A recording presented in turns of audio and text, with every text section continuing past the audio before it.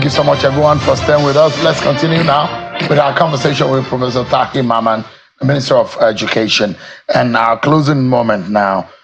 You've talked about your DOTS policy and hoping that all of these translate dramatically in changing the scenario of the perception of Nigerian university, the quality of education, the output and the quality of research, and how it affects our society, and of course, eventually, leaving no one behind, because those children who are less privileged and those who are privileged, nobody should be left behind in attaining an educationally an education that anyone wants. But the issue of minimum age required to enter Nigerian universities, what exactly is the status now?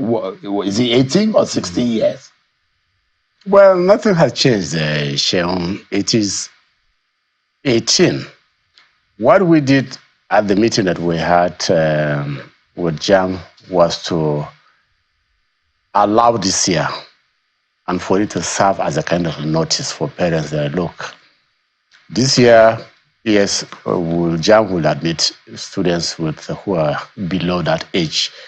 But from next year, JAM is going to insist that anybody going to apply to go to University of Nigeria meets the required age, which is 18. And for the avoidance of doubt, this is not a new policy. This is a policy that has been there for a long time. And even basically, if you compute the number of years learners are supposed to be in school, the number you end up with is 17 and a half. From early child care to primary school, then junior secondary school, and then the senior secondary school. You will end up with 17 and a half.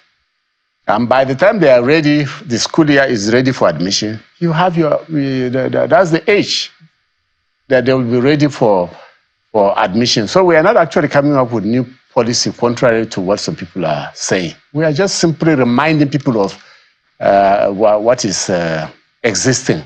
And in any case, NECO and WAEC henceforth will not be allowing underage children to write their examinations. In other words, if somebody has not spent the requisite number of years, in that particular level of study, WAEC and NECO will not allow them to write the examinations. What is the minimum age to write those examinations in Nigeria? It's not a matter of age. It's actually the years spent at each level of education. So one imagine that there are stages of education in Nigeria. Yes. There is the primary education, which even is before 6 that, years. early care. Early 5 years, yeah. 5 years. 5 years. You entered primary one at 6. Yes. Yeah. You're supposed to spend 6 years. 6 years there. In primary school. Exactly. As at 12, you are expected to graduate if you are not a repeater of any of the class. That's right. Then you move at 12 to JSS1. Which is 3 years again. Which is 3 years. Yeah. So at 15, you're expected to move to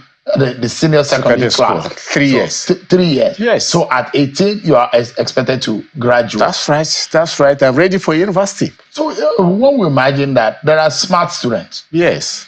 It means that no matter how smart you are, you must confine to those ages. I mean, to the minimum age requirement, isn't it?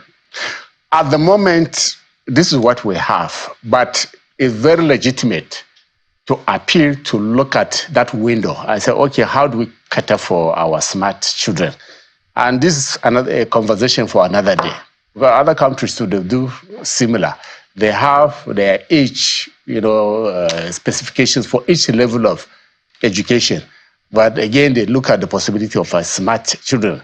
But, a lot of times in our own country, what sometimes is a window eventually becomes the door. So it's a conversation for another day.